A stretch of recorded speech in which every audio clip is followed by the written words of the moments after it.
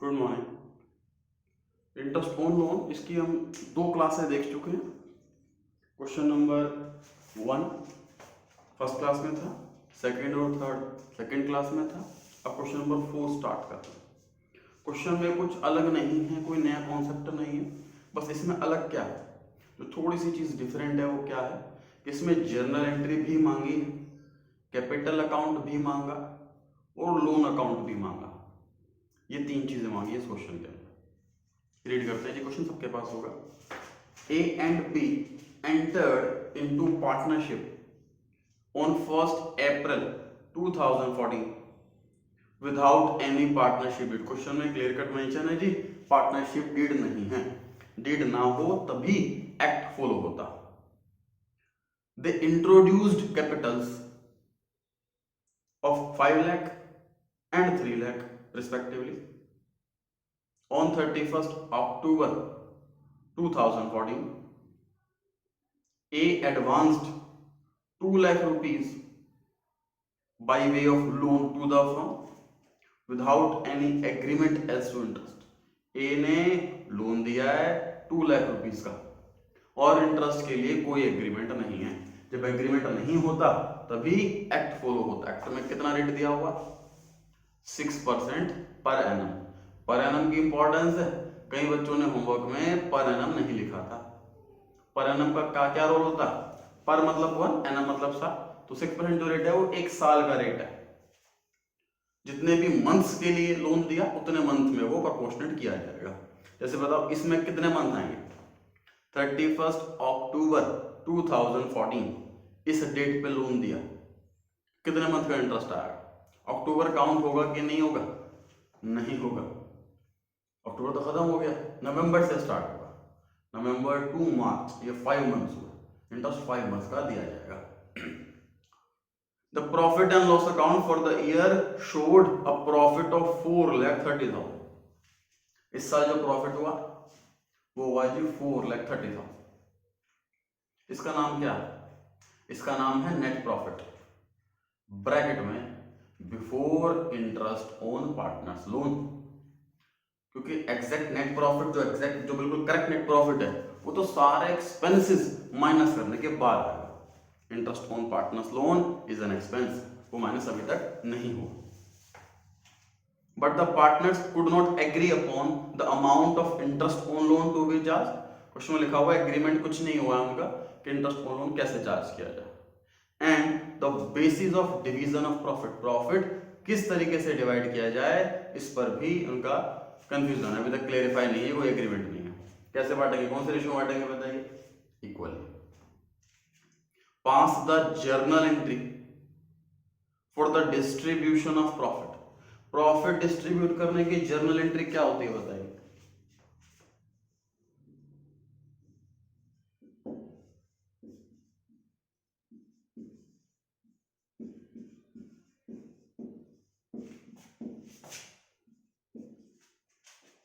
Profit and loss appropriation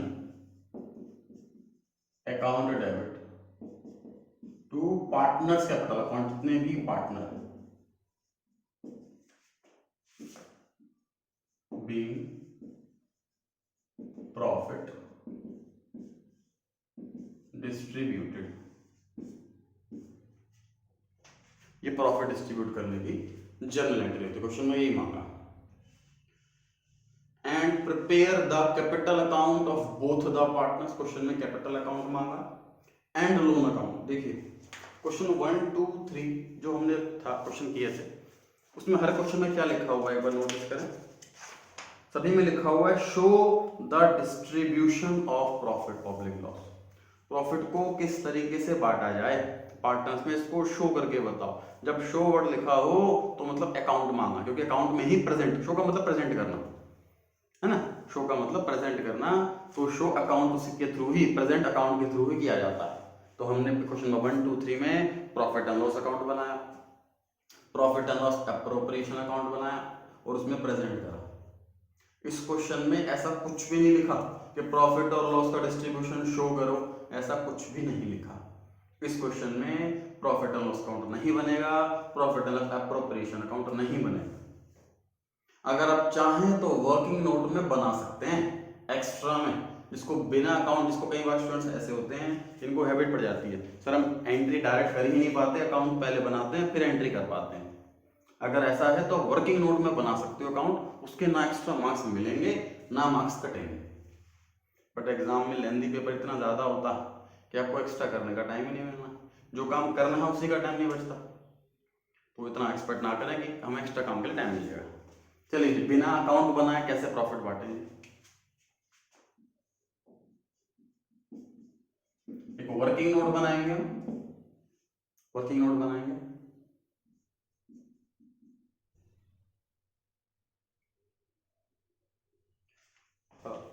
working note बनाए बिना भी इसको कर सकते हैं, थोड़ा इजी पड़ेगा, उस तरीके से देखते हैं क्योंकि क्वेश्चन में लोन अकाउंट भी मांगा है।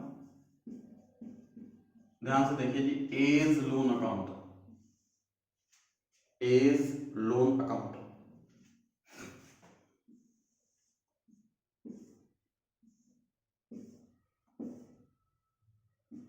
Date particulars amount, top corners पे डेबिट क्रेडिट, जो लेजर का फॉर्मेट था वही फॉर्मेट है। ऐसा कुछ नहीं है कि प्रोप्राइटरशिप में अलग लेजर बनते हैं, पार्टनरशिप में अलग लेजर बनते हैं, ऐसा कुछ नहीं, फॉर्मेट वही रहेगा। पार्टनर्स लोन, पार्टनर का जो नाम है वही लिखा जाएगा, लोन अगर ए ने दिया तो ए का नाम, A's loan account, top corners पे debit credit, date particulars amount, दो बार 31 अक्टूबर 2014। बताइए पार्टनर ने जब लोन दिया तो जर्नल एंट्री क्या हुई होगी, फॉर्म में, फॉर्म में एंट्री हुई होगी sir bank account debit to A's loan account. कैसे पता लगा, देखिए फॉर्म ने ए से लोन लिया तो एज लोन लाइबिलिटी हुई कि एसेट हुई, लाइबिलिटी हुई, सर कर्जा हो गया, और liability increase credit, class number 2 में सीखा था। फॉर्म के पास पैसा आ रहा है इसलिए बैंक अकाउंट डेबिट।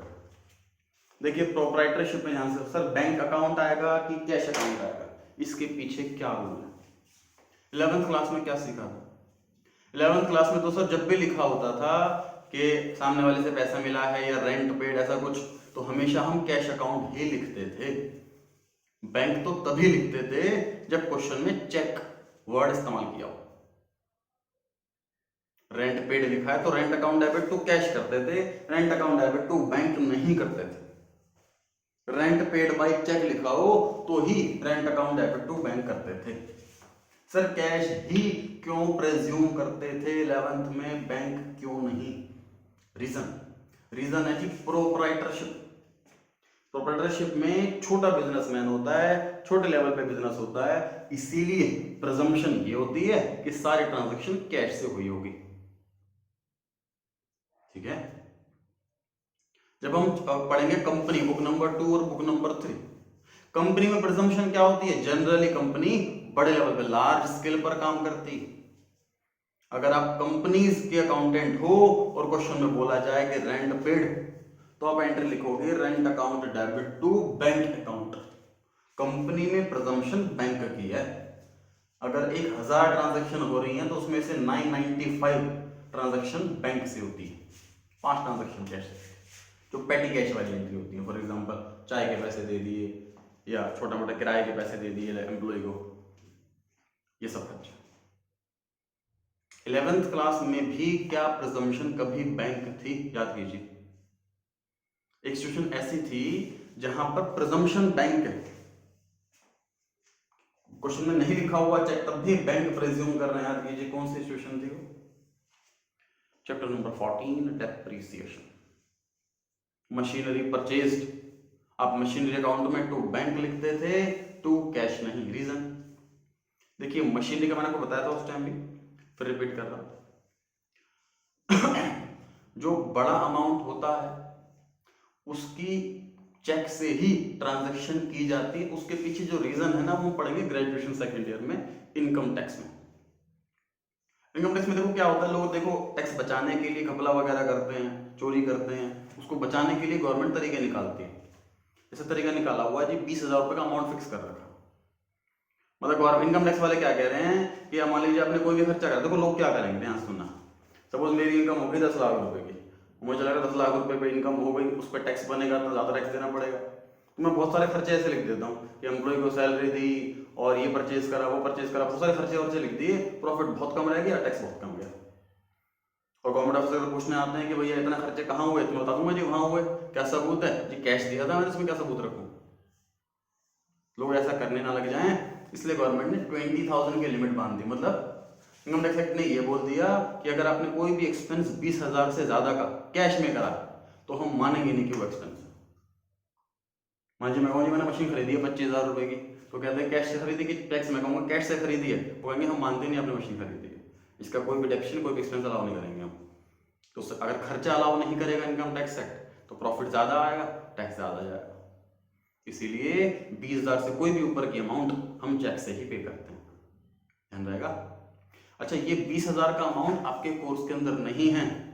बहुत स्टूडेंट टेस्ट में ये अमाउंट एक्सप्लेनेशन, इसी टॉपिक का एक्सप्लेन करने के लिए जब क्वेश्चन आता है तो अमाउंट लिख देते हैं 20,000 से ऊपर का अमाउंट चेक से जाता है, ऐसा कुछ टीचर मार्क्स काट देगा आपके, क्योंकि 11th के कोर्स में है ही नहीं। समझ आ रही है बात। और ये लिमिट भी पता है अपडेट होती रहती है, अभी 20,000 है, हो सकता है नेक्स्ट ईयर अमेंडमेंट है 25,000 हो जाए या 50,000 हो जाए, ठीक है। तो इस बात का ध्यान रखें, ये लिमिट, ये कॉन्सेप्ट कुछ आपको बताए जाते हैं, वो आपको एक्सप्लेन, वो आपको नॉलेज के लिए है, एग्जाम के लिए नहीं है, रिटन आंसर के लिए नहीं। इसलिए मशीनरी में हम टू बैंक ही लिखते थे। चलिए सर हमने क्या कर लिया, सर प्रोप्राइटरशिप में तो कैश ही मानना होता है, लेकिन अगर मशीनरी जैसा बड़ा अमाउंट है तो चेक मानना होता है, और कंपनीज में हमेशा बैंक मानना होता है। और पार्टनरशिप में देखिए, पार्टनरशिप एक स्मॉल लेवल की भी हो सकती है, मीडियम लेवल की भी हो सकती है और लार्ज स्केल पर भी हो सकती है। प्रिजम्पशन क्या है सर, प्रिजम्पशन है medium level, presumption medium level. तो मीडियम लेवल में क्या होता है, कैश से पेमेंट होती है या चेक से पेमेंट होती है। तो मीडियम लेवल में सर पेमेंट किसी भी मोड से हो सकती है, प्रिजम्पशन कुछ भी नहीं है। यस, तो अगर पार्टनरशिप में अकाउंटेंट लें आप, क्वेश्चन में बोला जाए रेंट पेड, तो कुछ बच्चे लिख कर के आए रेंट टू कैश, कुछ बच्चे लिख कर के आए रेंट टू बैंक, दोनों ही आंसर सही है। तो अगर आप लोन लिया है फर्म से, पार्टनर से लोन लिया है फर्म ने, तो अगर आप बैंक अकाउंट से एंट्री करें तो भी ठीक, कैश अकाउंट से एंट्री करें तो भी ठीक। मैक्सिमम क्वेश्चंस में बुक में आंसर बैंक से लिखा हुआ, इसलिए मैं अपनी क्लासेस में बैंक वर्ड इस्तेमाल करूंगा। कैश भी गलत नहीं है, आपने टेस्ट में स्कूल में कैश लिखा है तो मार्क्स नहीं काट सकता टीचर। चलिए 31 अक्टूबर 2014 by bank account 2 lakh. Sir यहीं पर अमाउंट कैसे आया बाय बैंक अकाउंट, यहां समझने की कोशिश कीजिए।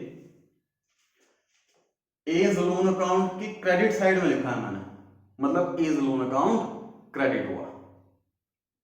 जो क्रेडिट साइड के पर्टिकुलर्स में आता है वो डेबिट होता, मतलब बैंक अकाउंट डेबिट हुआ। जनरल एंट्री क्या बन गई, bank account debit to A's loan account. Firm में पैसा आ रहा है, बैंक अकाउंट डेबिट होगा और एज लोन नाम की लायबिलिटी बढ़ गई, इसी डेट पे लोन दिया था इसने। अब आ रहे हैं जी ईयर एंड पर 31 मार्च 2015। देखो डेट के फॉर्मेट की अभी भी कोई कंपलसरी नहीं कि ऐसे ही फॉर्मेट होना चाहिए, 11th में भी यही चीज थी, यही 12th क्लास में। आप ऐसे लिखो या 31 मार्च 2015 ऐसे लिख दो, या 2015 ऊपर उसके नीचे 31 मार्च ऐसे लिख दो, जैसे मर्जी लिखो, डेट का फॉर्मेट कोई टेंशन नहीं।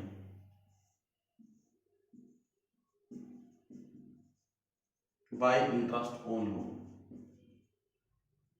अब यहां पर हम कैलकुलेशन दिखा सकते हैं, वर्किंग नोट से बच जाएंगे, मैं पहले बना था ना वर्किंग नोट, वर्किंग नोट में भी दिखा सकते हैं कैलकुलेशन, यहां पर भी दिखा सकते हैं।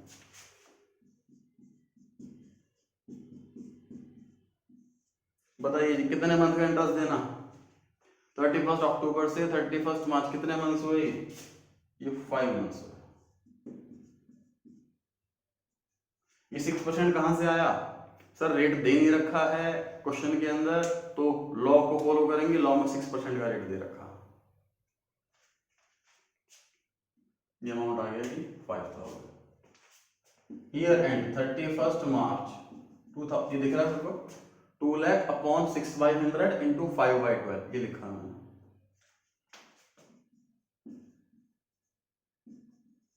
To balance CD 2,05,000।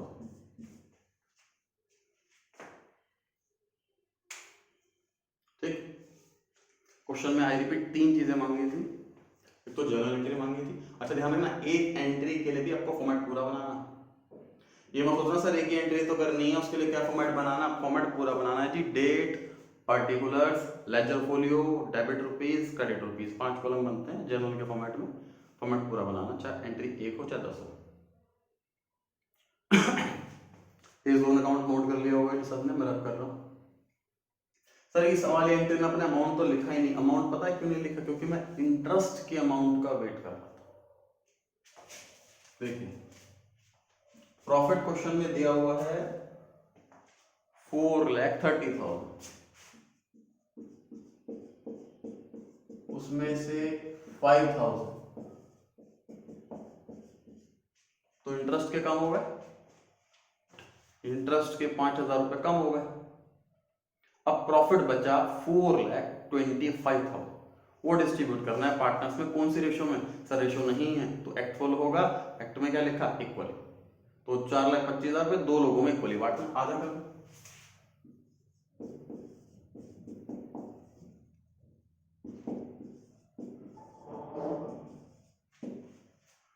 2,12,500, 2,12,500 ये अमाउंट आ गया जी, इक्वली डिस्ट्रीब्यूट करके।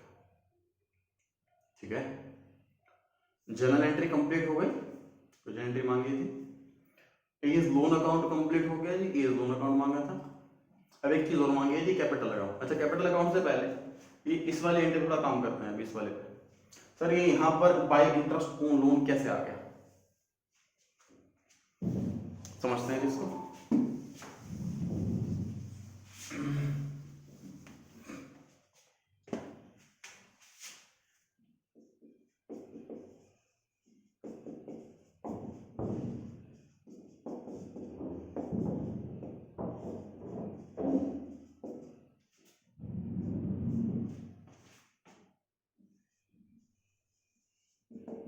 मैं जनरल एंट्री लिख रहा हूं इंटरेस्ट ऑन लोन की, क्वेश्चन के अंदर मांगी नहीं है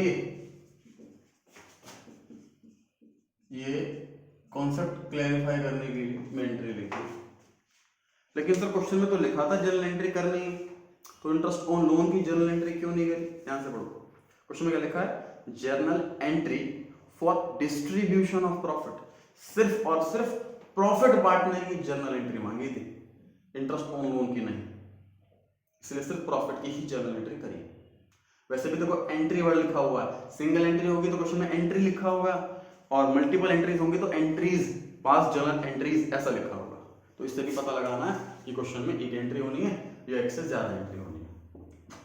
देखिए नॉर्मल 11th क्लास पर आ रहा हूं मैं, basic entry interest on loan की क्या होती है?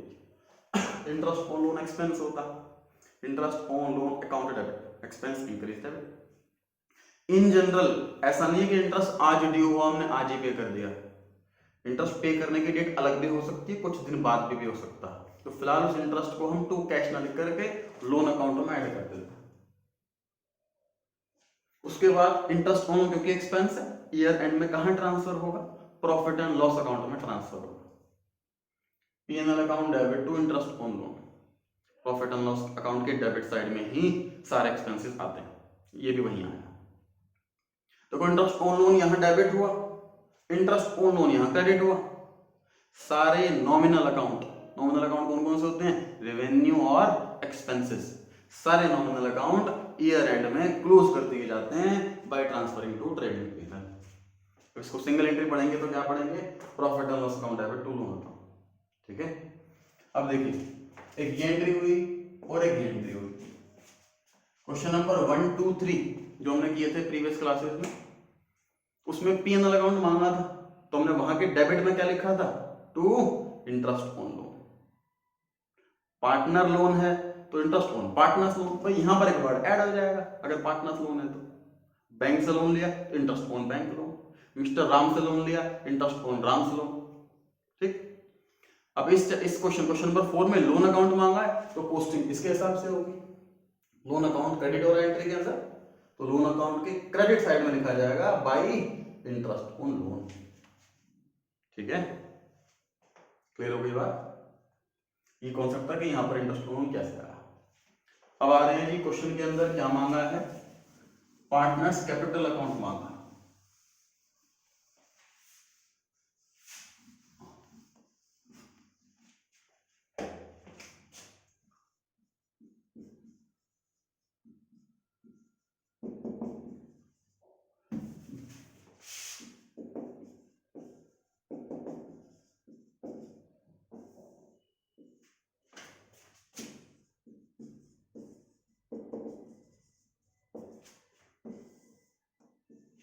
देखो जी, ए इज कैपिटल अकाउंट और बी दो पार्टनर है, दो अकाउंट बनेंगे।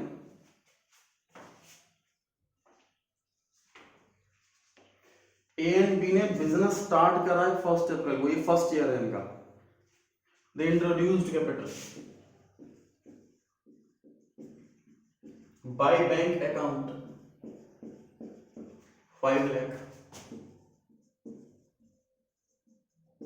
By bank account 3 lakh. 5 lakh रुपए ए ने लगाए हैं और 3 लाख रुपए बी ने लगाया।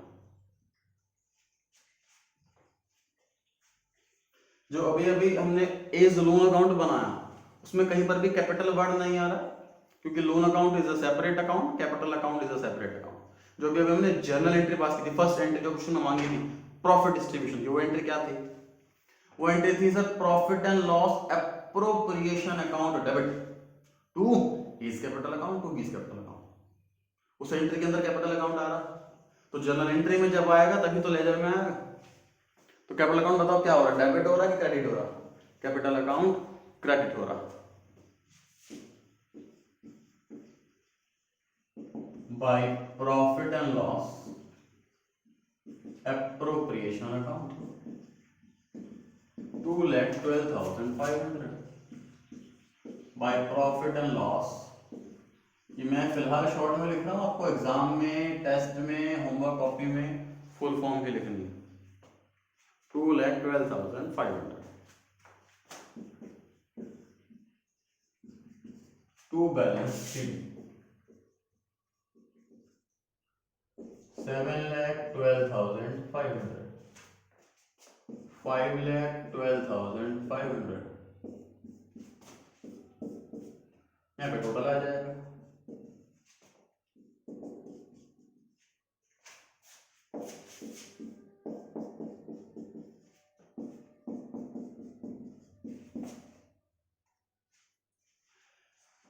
क्या नया सीखा इसके अंदर, क्या कॉन्सेप्ट था सर? नॉर्मल जैसे लेजर था, जर्नल एंट्री में जैसे लेजर होता। बाय बैंक अकाउंट, मान लीजिए सर ये फर्स्ट ईयर नहीं होता, क्वेश्चन में लिखा होता कि पार्टनर्स हैं और बिजनेस चला रहा है और इस साल इनकी कैपिटल इतनी है और इतना प्रॉफिट हुआ, तो क्या चेंज आता? यहाँ पर बाय बैंक की जगह बाय बैलेंस बीडी आता, ओपनिंग बैलेंस। जिसे भी लेजर में ओपनिंग बैलेंस लिखते हैं तो बैलेंस बीडी के नाम से। आपको ध्यान होगा कैश बुक चैप्टर के अंदर क्वेश्चन में लिखा होता है कि ओपनिंग बैलेंस कैश का बैंक का, तो लिखते थे हम टू बैलेंस बीडी। ओके, में क्वेश्चन लिखा होता था राम कमेंस्ड बिजनेस, तो वहां लिखते थे to capital account, bank to capital पहली एंट्री। तो बैंक में टू कैपिटल आता था, तो कैपिटल में क्या आएगा? बाय बैंक आएगा। अगर कमेंस बिजनेस वाली बात ना होती, पुराना बिजनेस होता, तो बैलेंस बीडी वरना बैंक। इस बात का ध्यान रखना, आधा मार्क्स कट सकता है गलती पे। कैपिटल क्वेश्चन के अंदर मेंशन है कि 5 लाख है कि 3 लाख है। सर एक की कैपिटल 5 लाख, एक की कैपिटल 3 लाख। एक ने पैसा ज्यादा लगाया, दूसरे ने पैसा कम लगाया, फिर भी आपने प्रॉफिट इक्वली क्यों बांटा? देखिए इस बात पे चर्चा हो चुकी है पहले क्लास नंबर 2 में कि किसी ने अगर कैपिटल ज्यादा लगाई है, इस बात से फर्क नहीं पड़ता। अगर डीड नहीं है तो प्रॉफिट इक्वली बटेगा। अगर किसी कैपिटल ज्यादा है तो डेफिनेटली दूसरे ने कुछ और एफर्ट लगाया होगा, उसको नॉलेज ज्यादा होगी या वो ज्यादा टाइम देता होगा। ये उनकी आपस की समझदारी है, आपस का उनकी एग्रीमेंट है, ओरल चाहे रिटन। ठीक, इस कैपिटल अकाउंट प्रॉफिट बांटने की एंट्री क्या हुई थी, क्या लिखी थी हमने? सर उस एंट्री के अंदर कैपिटल अकाउंट क्रेडिट हुआ था, तो हमने कैपिटल अकाउंट क्रेडिट में लिखा। क्रेडिट साइड के पर्टिकुलर्स में क्या आता? क्रेडिट साइड के पर्टिकुलर्स में डेबिट साइड आती है। P and appropriation account debit हुआ था, जितना जितना अमाउंट लिखा था वही लिखा हुआ, सारी एंट्री खत्म, बैलेंस शीट करके क्वेश्चन क्लोज। फॉर्मेट वही रहेगा कि पर्टिकुलर्स अमाउंट 2 बार। क्लियर हो गई बात? अच्छा, जो मैंने फॉर्मेट बनाया है ध्यान से देखो, दोनों ही कैपिटल अकाउंट में पर्टिकुलर्स वाला कॉलम तो सेम है, यहाँ पर भी बाई बैंक, यहाँ पर भी बाई बैंक, यहाँ पर भी by P and appropriation account, यहाँ पर भी by P and appropriation account, यहाँ पर भी टू बैलेंस शीट, यहाँ पर भी टू बैलेंस शीट, दोनों सेम है। तो ऐसे केस में दो दो अकाउंट, मान लीजिए देखो 2 पार्टनर है, आपने 2 बार अकाउंट बनाया है, सपोज 40 पार्टनर हो तो 40 अकाउंट बनेंगे, 50 तक हो सकते हैं ना मैक्सिमम, तो पार्टनर से कितने भी हो सकते हैं, तो बड़ी दिक्कत हो जाएगी। ऐसे में हमें अकाउंट्स में ये छूट दे रखी है, ये अलाउ कर रखा है कि हम कंबाइंड अकाउंट भी बना सकते हैं, सारे पार्टनर्स का एक कंबाइंड लेजर भी बना सकते हैं। देखते हैं जी कंबाइंड लेजर कैसे बनेगा।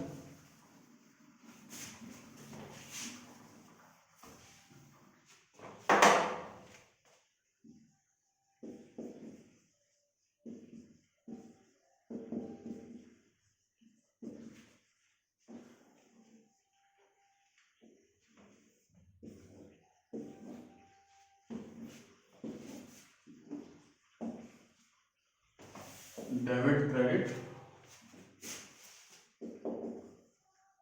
पर्टिकुलर्स ए ब्रैकेट में रुपीस, बी ब्रैकेट में रुपीस, पर्टिकुलर्स ए ब्रैकेट में रुपीस, बी ब्रैकेट में रुपीस,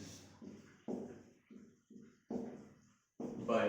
फॉर्मेट देख लीजिए, कैपिटल अकाउंट में डेट का कॉलम का रोल नहीं होता, इन जनरल क्वेश्चन के ट्रांजैक्शन में डेट भी मेंशन नहीं होती, ड्राइंग्स कब करी वगैरह वगैरह। डेट का कॉलम ऑप्शनल, डेट का कॉलम नहीं बना तो चलेगा। पर्टिकुलर्स और अमाउंट में, अमाउंट के 2 कॉलम बनाए। देखो ऐसा फॉर्मेट आपको याद करो कब बनाया था हमने, पहले भी बनाया हुआ सिमिलर सा फॉर्मेट काफी, कैश बुक चैप्टर में double column cash book, cash का भी अमाउंट आता, बैंक का भी अमाउंट आता, तो हमने एक ही फॉर्मेट के अंदर पर्टिकुलर का कॉलम डाला, कैश रुपीस बैंक रुपीस, ऐसे ही किया था, बिल्कुल सिमिलर फॉर्मेट है उससे। अब बाय बैंक अकाउंट देखिए, 5 लाख और 3 लाख, ठीक है। बाय बैंक अकाउंट एक ही बार लिखना पड़ा, फॉर्मेट भी एक ही बार पड़ा। बुक के अंदर जितने भी सॉल्यूशन हैं उसमें कंबाइंड वाला फॉर्मेट ही है, टाइम सेव होता इसीलिए। तो आप जब भी एग्जाम में, टेस्ट में क्वेश्चंस करें तो कंबाइंड फॉर्मेट से ही करें। अगर आप अलग अलग फॉर्मेट से करेंगे तो मार्क्स कट जाएंगे क्या? देखिए, मार्क्स काटने का टीचर का राइट नहीं है, लेकिन टीचर की समझ भी नहीं है। स्कूल के टीचर देखो, अगर आप मेरे टेस्ट में ए का फॉर्मेट अलग, बी का फॉर्मेट अलग करोगे तो पूरे मार्क्स मिलेंगे, क्योंकि वो 100% सही है। टीचर्स क्या होते हैं जनरली स्कूल में, कुछ टीचर ऐसे होते हैं जो बुक से देखकर ही पढ़ाते हैं, वहां पर अलग अलग फॉर्मेट है नहीं, तो आपने फॉर्मेट अलग अलग बनाया तो मार्क्स काट देंगे कि आपने कमांड बनता है जिसका अलग अलग नहीं बनता, रीजन नहीं होगा उनके पास कोई, बट वो मार्क्स काट देंगे। इसलिए बेटर यही है कि आप कमांड ही फॉर्मेट बनाओ, रिस्क में क्यों लें। और वैसे ही पेपर लेंदी आता है, तो जितना टाइम बचे उतना अच्छा। मैंने फिर भी अलग अलग फॉर्मेट एक बार बता दिया कि इस तरीके से बनता है। प्रैक्टिकल लाइफ में भी हमारे पास ऑप्शन रहेगा, सोच के देखो ना, मान लीजिए आपके पास 40 पार्टनर है, तो 40 कॉलम बनाने में तो बहुत दिक्कत आ जाएगी। एक ही लेजर के अंदर अमाउंट के 40 column, A B C D से करके, ए बी सी तो खैर इस क्वेश्चन के अंदर नाम रखा हुआ है, प्रैक्टिकल लाइफ में तो कुछ और नाम होगा, राम श्याम, तो ऐसे 40 नाम, कॉलम इधर, 40 कॉलम इधर, प्रैक्टिकल तो बहुत दिक्कत हो जाएगी। तो शायद प्रैक्टिकल लाइफ में अब अकाउंटेंट अपनी सुविधा के अनुसार, हालांकि एक्सेल शीट पर चाहे 40 क्या 400 कॉलम भी बन जाएंगे आराम से, कोई दिक्कत नहीं है, बट अकाउंटेंट अपनी सुविधा के अनुसार करेगा। प्रैक्टिकल लाइफ में सिंगल अकाउंट बनाए या 10 के 4 लेजर अकाउंट बना ले, 40 पार्टनर है अगर, तो 10 पार्टनर का एक फॉर्मेट, फिर 10 पार्टनर का एक फॉर्मेट, इस तरह से 4 फॉर्मेट बना ले, या समझ ही कर सकता है। आपके कोर्स के अंदर 4 से ज्यादा पार्टनर नहीं है।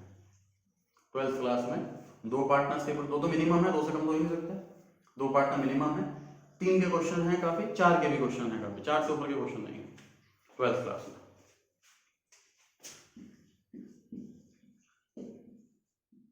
By profit and loss appropriation account, 2,12,500 to balance CD.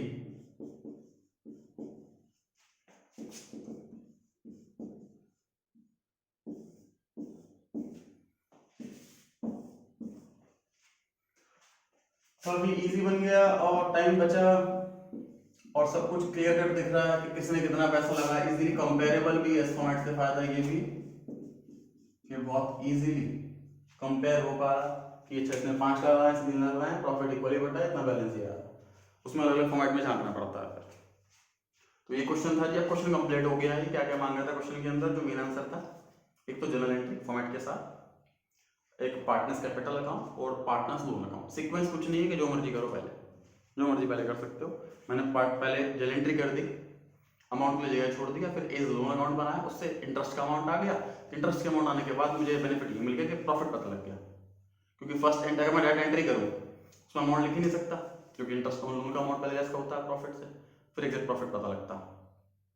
ठीक है जी। अच्छा, अभी लास्ट क्वेश्चन था इस टॉपिक का, अभी क्वेश्चन कंप्लीट हो गया है। अब चारों क्वेश्चन अच्छे से रिवाइज कर लेना। इसके होमवर्क में इलस्ट्रेशन नंबर 3 से 5 तक, एक्सरसाइज में 7 से 12 तक, ये मैं आपको पीडीएफ सेंड कर दूंगा व्हाट्सएप पे। ये होमवर्क कंप्लीट करके आप मुझे सेंड करेंगे। आपके जो भी फ्रेंड्स वगैरह हों दूसरे ट्यूशंस के या स्कूल के, उनसे भी डिस्कस कर लें क्लासेस के बारे में। काफ़ी स्टूडेंट्स ये सोच रहे हैं कि 3rd मई के बाद से लॉकडाउन खुल जाएगा, उसके बाद हम आराम से फेस टू फेस क्लासेस ले पाएंगे। ऐसा कुछ भी नहीं है। लगभग एटलीस्ट जून एंड तक ना कोई स्कूल ओपन होने वाला है, ना कोई कोचिंग सेंटर ओपन होने वाला। तो सारी फेस टू फेस ही क्लास, ऑनलाइन ही क्लास चल रही है जून एंड तक। बुक 1 ऑलमोस्ट कंप्लीट हो जानी है जून एंड तक। जुलाई के बाद ये सारा कोर्स रिपीट हो इसकी पॉसिबिलिटी नहीं है, क्योंकि 2 बुक्स और, बुक 2 है उसमें काफ़ी लेंथी चैप्टर्स हैं, बुक 3 है उसमें 5 चैप्टर हैं, उनको भी कंप्लीट कराना, ऐसे 1 की तैयारी करानी है, प्री बोर्ड की तैयारी करानी है। तो ये बुक ऑनलाइन ही हो पाएगी, फेस टू फेस नहीं हो पाएगी। हाँ, इतना हो सकता है कि वीकली शायद मैं क्लास ले लूँ इसके डाउट्स के लिए, या मेन टॉपिक रिवाइज करवा दिया, वो तो मेजॉरिटी स्टूडेंट से डिस्कस करके जो बेस्ट निकल पाएगा उसका कंक्लूजन निकाला जाएगा। बाकी ये बुक प्रॉपर दोबारा तरह के क्वेश्चन जैसे मैं अभी करा रहा हूँ उस तरीके से फेस टू फेस कराऊँ जुलाई से, ये पॉसिबल नहीं है। तो जो लोग लेट कर रहे हैं उनका बहुत लॉस हो जाएगा। कुछ 1 महीने बाद ज्वाइन करेंगे, काफ़ी फ्रेंड्स ऐसे होंगे जो 4 मई को जब एक्सटेंड हो जाएगा उसके बाद ज्वाइन करेंगे क्लासेस, तो उनको एक चैप्टर वगैरह छूट जाएगा। तो उन फ्रेंड्स वगैरह से डिस्कस कर लें अभी भी कि इस तरीके से क्लासेस चल रही है, आप फटाफट ज्वाइन कर लो वरना टॉपिक का लॉस ना हो जाए। और जैसे मैं पीडीएफ सेंड कर रहा हूँ, होमवर्क साथ साथ करते रहो, इसको डिले मत करो। ऑनलाइन क्लास की वजह से पहले ही थोड़ा फर्क जो महसूस हो रहा है कि सर जो फेस टू फेस में जो प्रॉपर समझ में आता है वो अंडरस्टैंडिंग का लेवल कुछ कम हुआ है, तो लेकिन उसका कोई ऑल्टरनेटिव, कोई सब्स्टिट्यूट तो है नहीं।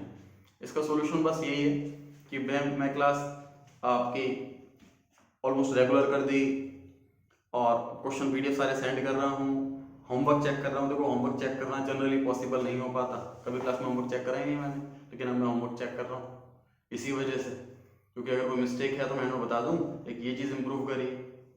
क्लास वाइज टेस्ट कभी होता है, चैप्टर वाइज टेस्ट होता है हमेशा, इस बार मैं क्लास वाइज टेस्ट रख रहा हूँ इसी चीज़ को इम्प्रूव करने के लिए, ठीक करने के लिए कि जो मतलब जो क्वालिटी में रिडक्शन आया ऑनलाइन की वजह से, तो उसकी सब्स्टिट्यूट, उसकी मतलब उसे कंपेंसेट करने के लिए मैं वो क्या कर सकता हूँ, उसी के लिए हुआ जा रहा है ये।